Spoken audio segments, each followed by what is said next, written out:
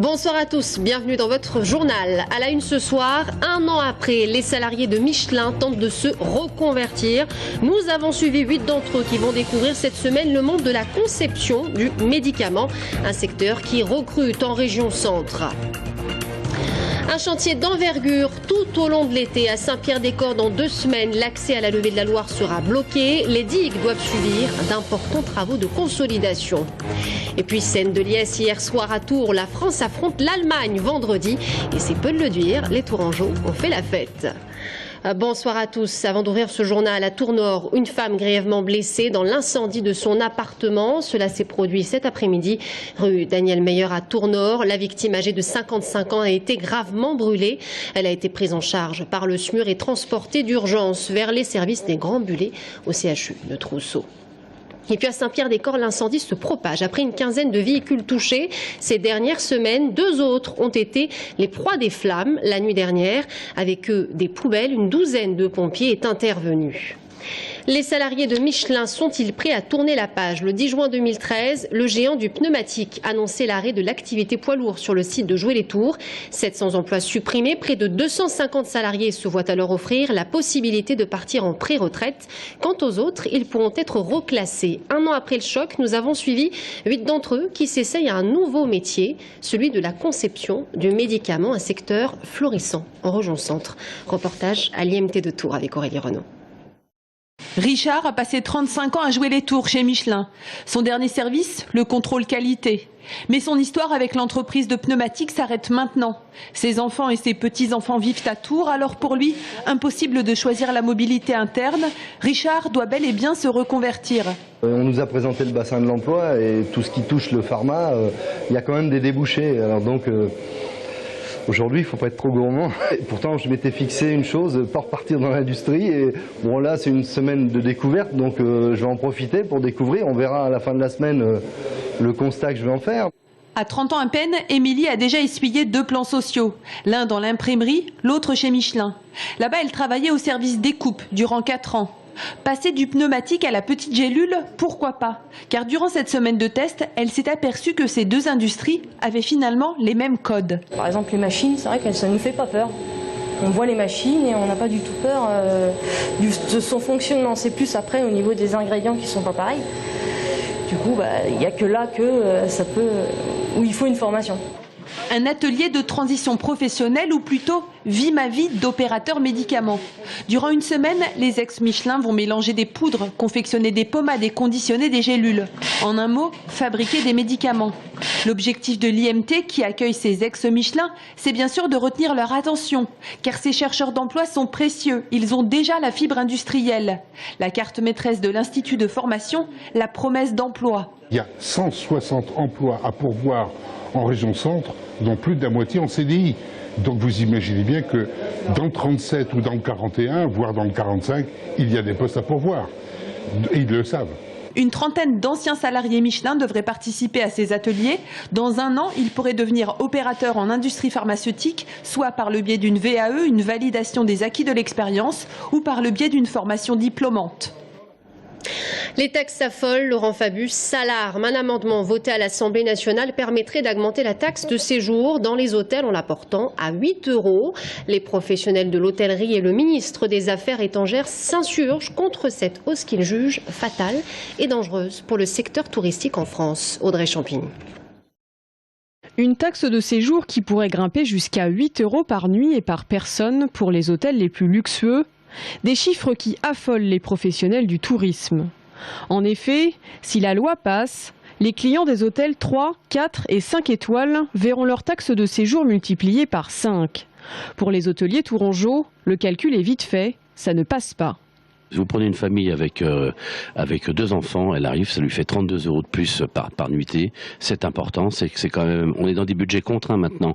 On veut favoriser justement dans les assises, il y avait des décisions qui avaient été prises pour favoriser les vacances pour tout le monde. Et ben ça c'est un frein, je dirais justement pour toutes les couches sociales qui peuvent pas partir en vacances, et c'est un frein supplémentaire en mettant cette taxe de 8 € fiscal, juste un effet fiscal totalement inconvenu et pas nécessaire en ce moment.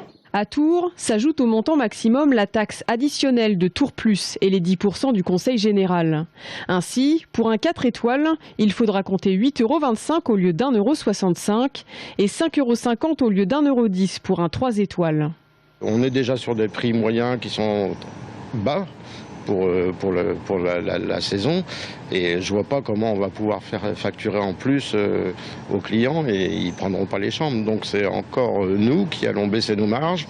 C'est une aberration totale alors qu'on est en train de discuter de la promotion du tourisme qui est quand même un des plus gros employeurs de France et un gros pourvoyeur quand même pour l'État. Enfin, autre question qui reste en suspens, la réelle utilisation de cette taxe. À Saint-Pierre-des-Corps, dans 2 semaines, l'accès à la levée de la Loire sera bloqué. Cet été, les digues vont subir d'importants travaux de consolidation.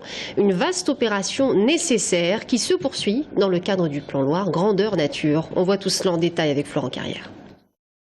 Nouveaux travaux de consolidation sur la levée de la Loire. Ils concernent cette fois-ci la digue Tours-Loire-Amont, celle qui protège le Val de Tours, du pont Mirabeau à Montlouis-sur-Loire. Des travaux d'étanchéité vont être menés sur une portion d'1,1 km sur la commune de Saint-Pierre-des-Corps.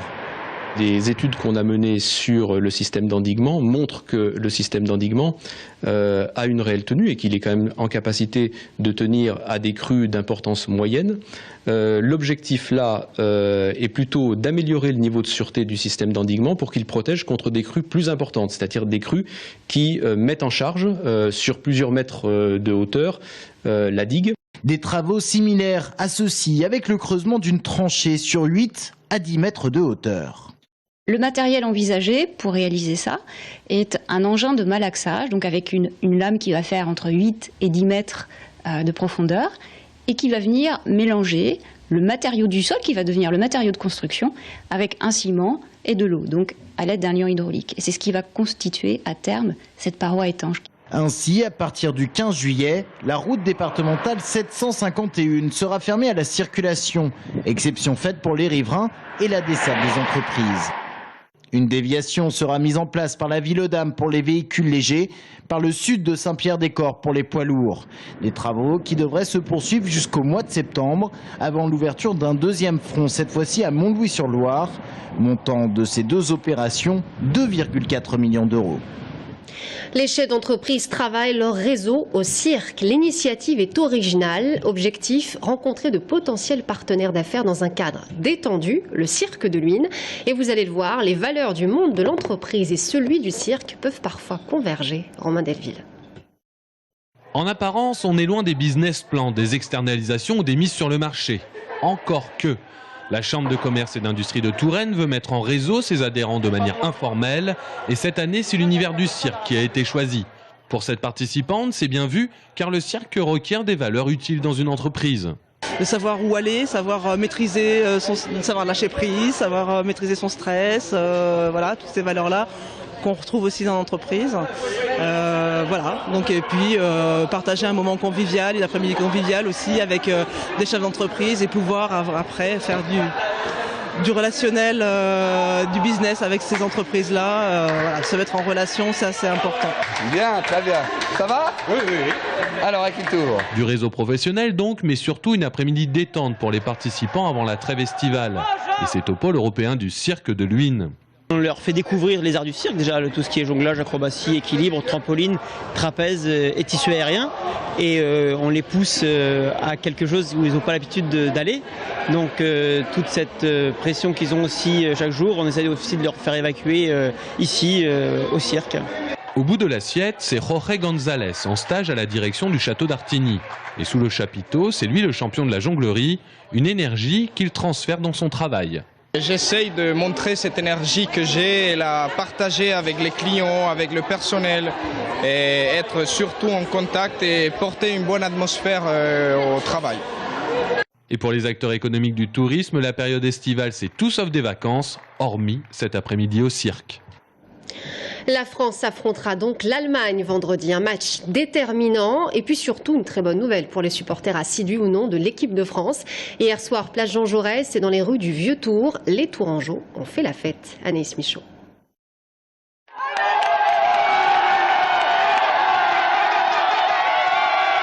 Place Plumereau, c'est une véritable scène de liesse au coup de sifflet final. Les supporters des Bleus venus en nombre voir la rencontre avec le Nigeria dans les bars ont le sourire. Ils refont le match. Un très beau match pour la France. Ils auraient pu en mettre plus, mais bon, un énorme gardien du Nigeria, faut avouer. Il y avait plus là ce soir ou pas? Pas la première mi-temps. Non. C'était un peu mou. Un peu mou. Endormi. Maintenant on est en quart et on est content. Maintenant ça va être place à la fête. Pour fêter ça, les Tourangeaux donnent de la voix et se projettent déjà bien plus loin. Le quart final va être plus compliqué. Mais on est croyants, on va aller au bout et rendez-vous le 13 juillet. Place Jean Jaurès, l'ambiance est aussi au rendez-vous. Drapeau, perruque, klaxon et marseillaise.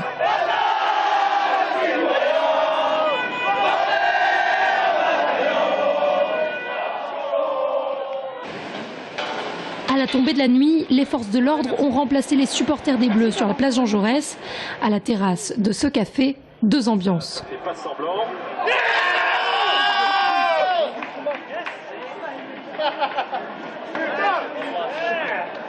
Fin de la prolongation, 2-1 pour l'Allemagne. De quoi ravir ce supporter. Très surpris par l'Algérie, un très gros match.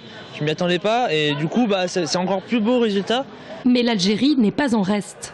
On est un peu déçus, mais d'un certain côté, on est super content parce qu'ils ont vraiment assuré, ils ont bien joué toute la partie avec un esprit sportif. 8e de finale pour l'Algérie, c'est déjà bien. D'ailleurs, quelques supporters affluent peu à peu pour célébrer le beau parcours de l'Algérie à coups du désormais incontournable.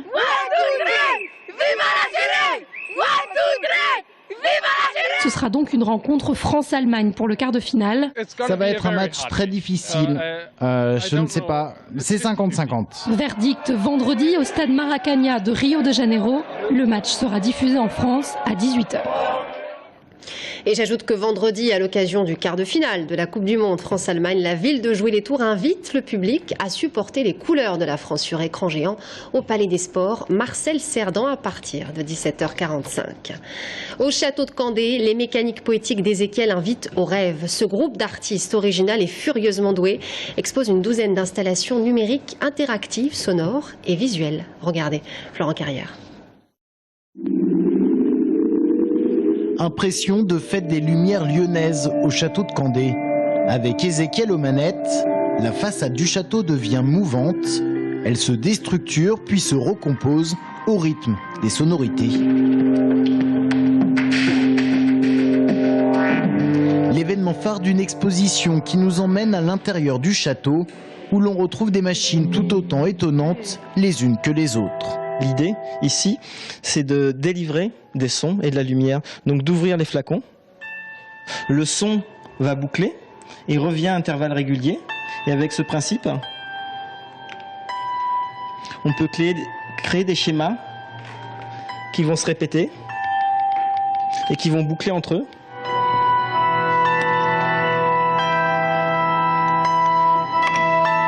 L'image et le son, tout l'univers d'Ézéchiel, présent dans ses mécaniques poétiques. Des objets d'un autre temps et pourtant si modernes. Cette dualité, c'est justement l'autre singularité du groupe tourangeau.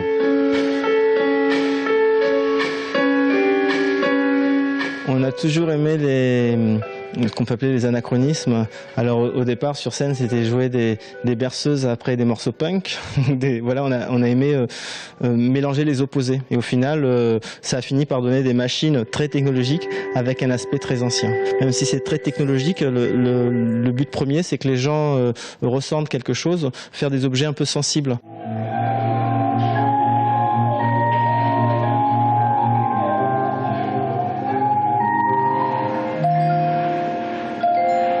Génial ça! Des objets qui prennent vie lorsque le visiteur s'en empare, comme cette cage harpe qui déclenche des sons au toucher, le tout harmonisé par le programme électronique.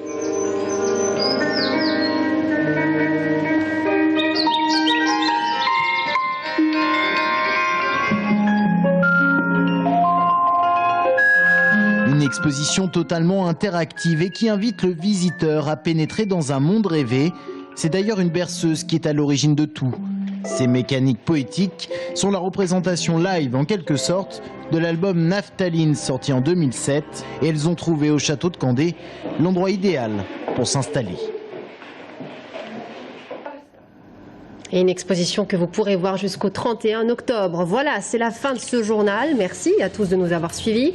Dans un instant, Nicolas Sarkozy en garde à vue. La classe politique s'agite et son clan dénonce un complot contre l'ancien chef de l'État. On en parle avec l'invité de la rédaction, Bastien Porcher, responsable de l'association Nicolas revient. A tout de suite.